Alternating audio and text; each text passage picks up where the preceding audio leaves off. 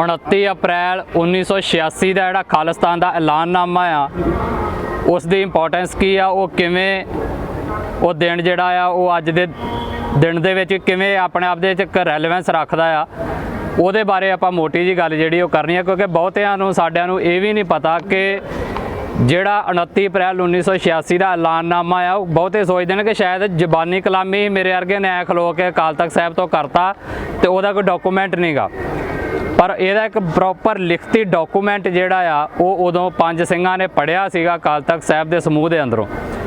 ਔਰ 29 ਅਪ੍ਰੈਲ 1986 ਦਾ ਜਿਹੜਾ ਐਲਾਨਨਾਮਾ ਆ ਇਹਦਾ ਮੁੱਢ ਬਣਿਆ ਹੈ ਜਿਹੜਾ 26 ਜਨਵਰੀ 1986 ਨੂੰ ਦਮਦਮੀ ਟਕਸਾਲ ਵੱਲੋਂ ਸਰਬੱਤ ਖਾਲਸਾ ਸੱਦਿਆ ਗਿਆ ਸੀ। ਉਹਦੇ ਵਿੱਚ 5 ਮੈਂਬਰੀ ਇੱਕ ਕਮੇਟੀ ਗਠਿਤ ਕੀਤੀ ਗਈ ਸੀ। ਉਸ ਕਮੇਟੀ ਵੱਲੋਂ ਇਹ ਐਲਾਨਨਾਮਾ ਬਾਅਦ 29 ਅਪ੍ਰੈਲ 1986 ਨੂੰ ਪੜ੍ਹਿਆ ਗਿਆ ਹੈ। ਹਾਲਾਂਕਿ ਇਹਦੇ ਵਿੱਚ ਇਹ ਵੀ ਇੱਕ ਗੱਲ ਮੈਂ ਜ਼ਰੂਰ ਜੋੜਨੀ ਚਾਹੁੰਦਾ ਹਾਂ ਕਿ 29 ਅਪ੍ਰੈਲ 1986 ਦਾ ਦਿਨ ਸਾਡੇ ਵਾਸਤੇ ਅਹਿਮ ਆ, ਉਹ ਕਮੇਟੀ ਵੀ ਸਾਡੇ ਵਾਸਤੇ ਅਹਿਮ ਹੈ ਜਿਹਨੇ ਐਲਾਨ ਕੀਤਾ। ਪਰ ਉਸ ਤੋਂ ਪਹਿਲਾਂ ਵੀ ਬਹੁਤ ਸਾਰੀਆਂ ਸੰਸਥਾਵਾਂ, ਬਹੁਤ ਸਾਰੇ ਮਨੁੱਖ, ਬਹੁਤ ਸਾਰੇ ਸਿੱਖ ਆਪੋ ਆਪਣੇ ਤੌਰ ਦੇ ਉੱਤੇ ਖਾਲਿਸਤਾਨ ਦੀ ਪ੍ਰਾਪਤੀ ਨੂੰ ਆਪਣਾ ਨਿਸ਼ਾਨਾ ਮਿੱਥ ਚੁੱਕੇ ਸੀਗੇ। ਚਾਹੇ ਉਹ ਬੱਬਰ ਖਾਲਸਾ ਹੋਵੇ, ਚਾਹੇ ਦਲ ਖਾਲਸਾ ਹੋਵੇ, ਕੌਂਸਲ ਆਫ ਖਾਲਿਸਤਾਨ ਹੋਵੇ, ਇਹੋ ਜਿਹੀਆਂ ਸੰਸਥਾਵਾਂ ਜਿਹੜੀਆਂ ਸੀ ਉਹ 1984 ਦੇ ਅਟੈਕ ਤੋਂ ਪਹਿਲਾਂ ਹੀ ਇਹ ਮੰਨ ਚੁੱਕੇ ਸੀ ਵੀ ਖਾਲਿਸਤਾਨ ਤੋਂ ਬਿਨਾਂ ਸਾਡਾ ਕੋਈ ਮਸਲਾ ਹੱਲ ਨਹੀਂ ਹੋਣਾ। ਸੋ ਉਹਨਾਂ ਸਾਰਿਆਂ ਦਾ ਇੱਜ਼ਤ ਮਾਣ ਸਤਿਕਾਰ ਕਰਦੇ ਹੋਏ ਜਿਹੜਾ ਇੱਕ ਡਾਕੂਮੈਂਟ ਬਣਿਆ 29 ਅਪ੍ਰੈਲ 1986 ਦਾ, ਕਿਉਂਕਿ ਇਹ ਤੋਂ ਪਹਿਲਾਂ ਇੱਕ ਗੱਲ ਜਿਹੜੀ ਇਹਦੀ ਅਹਿਮੀਅਤ ਹੈ ਉਹ ਇਹ ਆ ਕਿ ਇਸ ਤੋਂ ਪਹਿਲਾਂ ਅਲੱਗ-ਅਲੱਗ ਡਾਕੂਮੈਂਟ ਬਣੇ ਪਰ ਉਹਨਾਂ ਦੇ ਵਿੱਚ ਇਸ ਤਰ੍ਹਾਂ ਦੇ ਨਾਲ, ਇਸ ਵਿਸਤਾਰ ਦੇ ਨਾਲ ਜਾਂ ਇਹ ਸਾਰੇ ਆਸਪੈਕਟ ਜਿਹੜੇ ਉਹ ਕਵਰ ਨਹੀਂ ਕੀਤੇ ਗਏ। ਜਿਵੇਂ ਖਾਲਿਸਤਾਨ ਦਾ ਸਮਾਜਿਕ ਢਾਂਚਾ ਕੀ ਹੋਊਗਾ, ਖਾਲਿਸਤਾਨ ਦੇ ਵਿੱਚ ਲੋਕ ਕਿਸ ਤਰੀਕੇ ਨਾਲ ਰਹਿਣਗੇ, ਬਾਹਰ ਜਿਹੜੇ ਬੈਠੇ ਸਿੱਖ ਨੇ ਉਹਨਾਂ ਦੇ ਲਈ ਕੀ ਆਦੇਸ਼ ਆ, ਇੱਥੇ ਦਾ ਜਿਹੜਾ ਰਾਜਨੀਤਿਕ ਢਾਂਚਾ ਆ ਪੰਜਾਬ ਦਾ ਉਹ ਕਿਵੇਂ ਦਾ ਹੋਵੇਗਾ।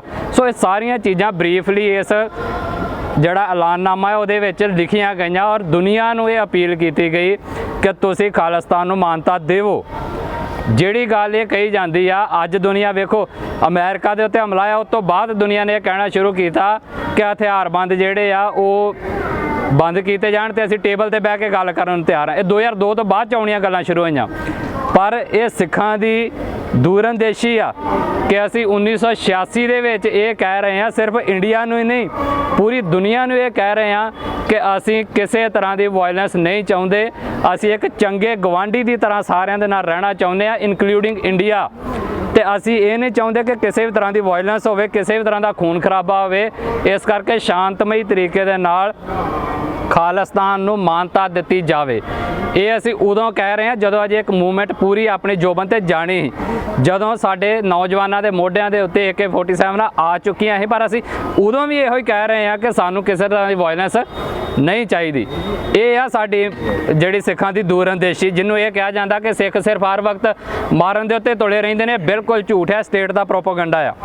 ਇਸ ਐਲਾਨਨਾਮੇ ਦੇ ਵਿੱਚ ਮੈਂ ਕੁਝ ਕੁ ਜਿਹੜੀਆਂ ਲਾਈਨਾਂ ਨੇ ਉਹ ਜ਼ਰੂਰ ਪੜ੍ਹ ਕੇ ਤੁਹਾਡੇ ਨਾਲ ਡਿਸਕਸ ਕਰਨੀਆਂ ਹੈ ਕਿ ਉਹਨਾਂ ਦੀ ਦੂਰਅੰਦੇਸ਼ੀ ਕਿੰਨੀ ਜ਼ਿਆਦਾ ਹੈ ਜਾਂ ਸਾਡੀ ਜਿਹੜੀ ਲੀਡਰਸ਼ਿਪ ਆ ਉਹ ਕਿੰਨੀ ਯੋਗ ਲੀਡਰਸ਼ਿਪ ਹੈ, ਜਿਹਨੂੰ ਇਹ ਕਿਹਾ ਜਾਂਦਾ ਕਿ ਅਨਪੜ੍ਹਾਂ ਦੀ ਲੀਡਰਸ਼ਿਪ ਹੀ। ਸੋ ਇੱਦਾਂ ਦੀ ਕੋਈ ਗੱਲ ਨਹੀਂ ਕਿ ਇਹਦੇ 'ਚੋਂ ਕੁਝ ਲਾਈਨਾਂ ਜਿਹੜੀਆਂ ਜਿੱਥੋਂ ਸ਼ੁਰੂ ਹੁੰਦੀਆਂ ਨੇ ਉਹਦੇ 'ਚ ਇੱਕ ਗੱਲ ਲਿਖਦੇ ਨੇ ਜਿਹਦੀ ਇੱਕ ਉਹ ਸਿਰਫ ਝਲਕ ਦਿੰਦੇ ਨੇ ਕਿ ਇੰਡੀਆ ਦੀ ਸਟੇਟ ਨੇ ਐਡੇ ਪਿਆਰ ਦੇ ਨਾਲ ਨਹੀਂ ਮੰਨਣਾ। ਹਾਲਾਂਕਿ ਉਹਨਾਂ ਨੇ ਕਿਹਾ ਕਿ ਅਸੀਂ ਲੜਨ ਨੂੰ ਨਹੀਂ, ਕਿ ਮਤਲਬ ਚੱਤੋ ਪੈਰ ਰੈਡੀ ਨਹੀਂ ਕਿ ਵੀ ਅਸੀਂ ਤੁਹਾਡੇ ਨਾਲ ਵਾਇਲੈਂਸ ਹੀ ਕਰੀਏ, ਪਰ ਉਹਨਾਂ ਨੂੰ ਇਹ ਵੀ ਪਤਾ ਹੈ ਵੀ ਇੰਡੀਆ ਨੇ ਪਿਆਰ ਨਾਲ ਨਹੀਂ ਮੰਨਣਾ। ਇਸ ਕਰਕੇ ਉਹਨਾਂ ਜਿਹੜੀ ਇੱਕ ਗੱਲ ਕਹੀ ਆ, ਮਰਨ ਮਨਸਾ ਸੂਰਿਆ ਹੱਕ ਹੈ ਜੋ ਹੋਏ ਮਰਨ ਪ੍ਰਵਾਣੋ ਦੇ ਕਥਨ ਅਨੁਸਾਰ ਹਰ ਕੁਰਬਾਨੀ ਤੇ ਘਾਲਣਾ ਲਈ ਤਿਆਰ ਬਰ ਤਿਆਰ ਰਹਿਣ ਦਾ ਬਿਗਲ ਅੱਜ 5 ਮੈਂਬਰੀ ਪੰਥਕ ਕਮੇਟੀ ਸੰਗਤਾਂ ਨੂੰ ਦਿੰਦੀ ਹੈ। ਮਤਲਬ ਉਹਨਾਂ ਨੂੰ ਇਹ ਸਾਫ਼ ਸੀ ਕਿ ਇੰਡੀਆ ਆਪਣੀ ਮਾਈਟ ਵਰਤੇਗਾ। ਇਸ ਕਰਕੇ ਹਰ ਸੰਗਤ, ਹਰ ਇੱਕ ਮਾਈ ਭਾਈ ਹਰ ਤਰ੍ਹਾਂ ਦੀ ਕੁਰਬਾਨੀ ਦੇ ਲਈ ਤਿਆਰ ਬਰ ਤਿਆਰ ਰਵੇ। ਔਰ ਇਹ ਗੱਲ ਸਾਨੂੰ ਅੱਜ ਵੀ ਮੰਨਣੀ ਚਾਹੀਦੀ ਹੈ। ਜੇ ਅੱਜ ਇੰਡੀਆ ਨੇ ਸਾਡੀ ਉਸ ਟਾਈਮ ਦਾ ਐਲਾਨਨਾਮਾ ਨਹੀਂ ਮੰਨਿਆ, ਦ੍ਰਿੜਿਆ, ਸਾਡੀ ਮੂਵਮੈਂਟ ਨੂੰ ਕ੍ਰਸ਼ ਕੀਤਾ ਆ ਆਪਣੀ ਵਾਇਲੈਂਸ ਦੇ ਨਾਲ, ਤੇ ਅੱਜ ਵੀ ਉਹ ਵਾਇਲੈਂਸ ਲਗਾਤਾਰ ਜਾਰੀ ਆ।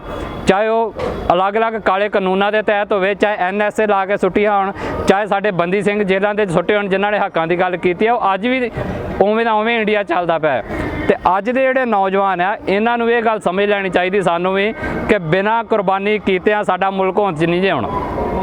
ਸਭ ਤੋਂ ਪਹਿਲੀ ਗੱਲ ਜਿਹੜੀ ਆਪਣੇ ਆਪ ਦੇ ਵਿੱਚ ਦ੍ਰਿੜ ਕਰਨ ਵਾਲੀ ਆ ਕੁਰਬਾਨੀ ਦੇਣ ਲਈ ਤਿਆਰ ਹੋਣਾ ਪੈਣਾ ਜੇ, ਚਾਹੇ ਉਹ ਕੁਰਬਾਨੀ ਸਰੀਰ ਦੀ ਹੋਵੇ, ਚਾਹੇ ਸਮੇਂ ਦੀ ਹੋਵੇ, ਚਾਹੇ ਆਪਣੇ ਇਮੋਸ਼ਨਸ ਦੀ ਹੋਵੇ, ਚਾਹੇ ਆਪਣੇ ਪਰਿਵਾਰਾਂ ਰਿਸ਼ਤੇਦਾਰੀਆਂ ਦੇ ਵਿੱਚ ਬਣੇ ਪ੍ਰੋਗਰਾਮਾਂ ਦੀ ਹੋਵੇ। ਇਹ ਹਰ ਤਰ੍ਹਾਂ ਦੀ ਕੁਰਬਾਨੀ ਦੇ ਲਈ ਜੇ ਅਸੀਂ ਤਿਆਰ ਹੋਵਾਂਗੇ ਨਾ, ਫਿਰ ਗੱਲ ਅੱਗੇ ਤੁਰਨੀ ਜੇ। ਕੁਰਬਾਨੀ ਦਾ ਮਤਲਬ ਇਕੱਲਾ ਸਿਰ ਲਾ ਕੇ ਸੁੱਟ ਦੇਣਾ ਨਹੀਂ ਹੁੰਦਾ। ਕੁਰਬਾਨੀ ਦਾ ਮਤਲਬ ਹੁੰਦਾ ਆਪਣੇ ਇਮੋਸ਼ਨਸ ਦੀ ਕੁਰਬਾਨੀ ਵੀ ਦੇਣੀ। ਅੱਜ ਸਾਡੇ ਜੋ ਬਹੁਤ ਸਾਰੇ ਇੱਥੇ ਆਪਣੇ ਘਰਾਂ ਦੇ ਨਿੱਜੀ ਕੰਮ ਛੱਡ ਕੇ ਆਏ ਹੋਣਗੇ, ਇਹ ਵੀ ਕੁਰਬਾਨੀ ਹੁੰਦੀ ਹੈ। ਸੋ ਹਰ ਤਰ੍ਹਾਂ ਦੀ ਕੁਰਬਾਨੀ ਦੇ ਲਈ ਹਰ ਸਿੱਖ ਨੂੰ ਜਿਹੜਾ ਤਿਆਰ ਰਹਿਣਾ ਚਾਹੀਦਾ। ਇਹ ਤੋਂ ਅਗਲੀ ਜਿਹੜੀ ਗੱਲ ਹੈ ਉਹ ਕਹੀ ਜਾਂਦੀ ਹੈ ਸਾਨੂੰ ਡਿਫੇਮ ਕਰਨ ਦੇ ਲਈ ਕਿ ਇੱਥੇ ਬੜੀ ਉਥਲ ਪੁਥਲ ਹੋਊਗੀ। 47 ਦੀ ਐਗਜ਼ਾਮਪਲ ਦੇ ਦਿੰਦੇ ਨੇ ਜੀ, ਵੇਖੋ ਉਦੋਂ ਇੰਨੇ ਲੱਖ ਬੰਦਾ ਮਾਰਿਆ ਗਿਆ, ਤੁਸੀਂ ਫੇਰ ਮਾਰਨਾ ਚਾਹੁੰਦੇ ਹੋ। ਨਹੀਂ, ਇੱਦਾਂ ਦੀ ਕੋਈ ਗੱਲ ਨਹੀਂ ਗੀ। ਇਸ ਡਾਕੂਮੈਂਟ ਦੀ ਜਿਹੜੀ ਅਗਲੀ ਲਾਈਨ ਕਹਿੰਦੀ ਆ, ਸਾਡਾ ਨਾ ਕੋ ਬੈਰੀ ਨਹੀਂ ਬੇਗਾਨਾ, ਸਗਲ ਸੰਗ ਹਮਕੋ ਬਨ ਆਈ ਦਾ ਪ੍ਰੋਗਰਾਮ ਹੈ। ਅਸੀਂ ਕੋਈ ਉਥਲ ਪੁਥਲ ਕਰਨ ਅਤੇ ਅਜਾਈਂ ਲਹੂ ਡੋਲਣ ਦੇ ਹੱਕ ਵਿੱਚ ਨਹੀਂ ਅਤੇ ਦੂਸਰਿਆਂ ਪਾਸੋਂ ਵੀ ਇਹੀ ਆਸ ਕਰਦੇ ਹਾਂ। ਇਹ ਇਕੱਲਾ ਸਾਡੇ ਤੇ ਨਹੀਂ ਢੋਕਦਾ ਵੀ ਅਸੀਂ ਨਹੀਂ ਡੋਲਣਾ। ਜੇ ਇੰਡੀਆ ਡੋਲੂਗਾ ਤੇ ਜਿਹੜੀ ਅਗਲੀ ਮੂਵਮੈਂਟ ਲੜੀ ਆ ਉਹਦਾ ਜਵਾਬ ਆ ਉਹ। ਇਹ ਇਸ ਕਰਕੇ ਨਹੀਂ ਇੰਡੀਆ ਨੇ ਲਹੂ ਡੋਲਿਆ ਕਿ ਅਸੀਂ ਮੂਵਮੈਂਟ ਲੜੀ ਆ ਤੇ ਫਿਰ ਉਹਨਾਂ ਲਹੂ ਡੋਲਿਆ ਸਾਡਾ, ਫਿਰ ਅਸੀਂ ਮੂਵਮੈਂਟ ਲੜੀ ਆ। ਸੋ ਅਸੀਂ ਦੂਜਿਆਂ ਪਾਸੋਂ ਵੀ ਇਹੀ ਆਸ ਕਰਦੇ ਹਾਂ। ਸੋ ਜਦੋਂ ਉਹ ਆਸ ਤੇ ਨਹੀਂ ਖਰੇ ਉਤਰੇ ਤਾਂ ਫਿਰ ਅਸੀਂ ਮੂਵਮੈਂਟ ਲੜੀ ਆ। ਭਾਰਤ ਦੀ ਹਿੰਦੂ ਬਹੁ ਗਿਣਤੀ ਅਤੇ ਸਰਕਾਰ ਦੇ ਸਾਹਮਣੇ ਸਾਰੇ ਮਸਲੇ ਗੱਲਬਾਤ ਰਾਹੀਂ ਨਜਿੱਠਣ ਲਈ ਆਪਣਾ ਸੰਕਲਪ ਜ਼ਾਹਰ ਕਰਦੇ ਹਾਂ। ਇਹ ਉਸ ਟਾਈਮ ਕਹਿ ਰਹੇ ਨੇ ਜਦੋਂ 1986 ਦੇ ਵਿੱਚ, ਮੈਂ ਫੇਰ ਰਿਪੀਟ ਕਰ ਰਿਹਾ, ਜਦੋਂ ਸਾਡੇ ਨੌਜਵਾਨਾਂ ਦੇ ਹੱਥਾਂ ਦੇ ਵਿੱਚ ਹਥਿਆਰ ਆ ਗਏ ਸੀ, ਉਦੋਂ ਵੀ ਅਸੀਂ ਇਹ ਕਹਿ ਰਹੇ ਹਾਂ ਕਿ ਅਸੀਂ ਤੁਹਾਡੇ ਨਾਲ ਟੇਬਲ ਤੇ ਬਹਿਣ ਲਈ ਤਿਆਰ ਹਾਂ। ਔਰ ਇੰਡੀਆ ਸਾਡੀ ਮੂਵਮੈਂਟ ਨੂੰ ਇਹ ਕਹਿ ਕੇ ਡਿਫੇਮ ਕਰਦਾ ਕਿ ਇਹ ਸਿਰਫ ਲੜਦੇ ਰਹੇ, ਇਹ ਟੇਬਲ ਤੇ ਬਹਿਣ ਲਈ ਨਹੀਂ ਆਏ। ਸੋ ਇੱਥੇ ਉਹਨਾਂ ਨੇ ਲਿਖਿਆ ਕਿ ਅਸੀਂ ਬਹਿਣ ਲਈ ਤਿਆਰ ਹਾਂ। ਸੋ ਇਹ ਗੱਲਾਂ ਸਾਨੂੰ ਆਪਣੇ ਲੋਕਾਂ ਦੇ ਵਿੱਚ ਲੈ ਕੇ ਜਾਣੀਆਂ ਚਾਹੀਦੀਆਂ। ਅਗਲੀ ਗੱਲ ਜਿਹੜੀ ਉਹ ਇਹਦੇ ਵਿੱਚ ਲਿਖਦੇ ਨੇ ਕਿ ਇਕੱਲਾ ਇੰਡੀਆ ਹੀ ਨਹੀਂ, ਅੱਜ ਵੀ ਸਾਡੇ ਬਹੁਤਿਆਂ ਨੂੰ ਸ਼ਾਇਦ ਇਹ ਨਹੀਂ ਪਤਾ ਕਿ UN ਨਾਮ ਦੀ ਕੋਈ ਸੰਸਥਾ ਆ ਜਾਂ UN ਕੋਈ ਚੀਜ਼ ਹੁੰਦੀ ਆ। ਉਹ ਉਦੋਂ 1986 ਦੇ 'ਚ ਇਹ ਲਿਖ ਰਹੇ ਨੇ ਕਿ UNO ਅਤੇ ਉਸ ਦੇ ਸਾਰੇ ਮੈਂਬਰ ਦੇਸ਼ਾਂ ਤੋਂ ਵੀ ਅਸੀਂ ਰਾਜਸੀ ਮਾਨਤਾ ਦੀ ਆਸ ਕਰਦੇ ਹਾਂ, ਮੰਗ ਕਰਦੇ ਹਾਂ। ਮਤਲਬ ਅਸੀਂ ਦੁਨੀਆ ਤੋਂ ਟੁੱਟ ਕੇ ਨਹੀਂ ਜਿਉਣਾ ਚਾਹੁੰਦੇ। ਦੁਨੀਆ ਇਹ ਕਹਿੰਦੀ ਹੈ ਕਿ ਤੁਸੀਂ ਸ਼ਾਇਦ ਸਾਨੂੰ 18ਵੀਂ ਸਦੀ ਦੇ ਵਿੱਚ ਲੈ ਜਾਓਗੇ, ਜਦੋਂ ਫਿਰ ਗੱਡੀਆਂ ਥੱਲਿਓਂ ਖੋਹ ਕੇ ਤੇ ਸਾਡੇ ਥੱਲੇ ਤੁਸੀਂ ਘੋੜੇ ਤੇ ਰੇੜੇ ਵਾੜ ਦੋਗੇ। ਇੱਦਾਂ ਦੀ ਕੋਈ ਗੱਲ ਨਹੀਂ ਗੀ। ਜਿਸ ਤਰ੍ਹਾਂ ਦੀ ਮਾਡਰਨਿਟੀ ਦੁਨੀਆ ਦੇ ਵਿੱਚ ਚੱਲਦੀ ਆ, ਮੈਂ ਦੂਜੀ ਵਲਗਰ ਮਾਡਰਨਿਟੀ ਦੀ ਗੱਲ ਨਹੀਂ ਕਰਦਾ ਪਿਆ। ਜਿਹੜੇ ਆਮ ਸਾਡੇ ਸੰਦ ਸਹੇੜੇ ਨੇ, ਜਿਹੜੀ ਆਮ ਅੱਜ ਮਾਡਰਨ ਚੀਜ਼ਾਂ ਵਰਤੀਆਂ ਜਾ ਰਹੀਆਂ ਨੇ, ਜਿਹੜਾ ਸਾਇੰਸ ਐਂਡ ਟੈਕਨੋਲੋਜੀ ਦਾ ਇਸਤੇਮਾਲ ਕੀਤਾ ਜਾਂਦਾ ਅਲੱਗ-ਅਲੱਗ ਮੁਲਕਾਂ ਦੇ ਵਿੱਚ, ਉਹ ਸਾਰਾ ਕੁਝ ਖਾਲਿਸਤਾਨ ਦੇ ਵਿੱਚ ਵੀ ਹੋਣਾ ਆ।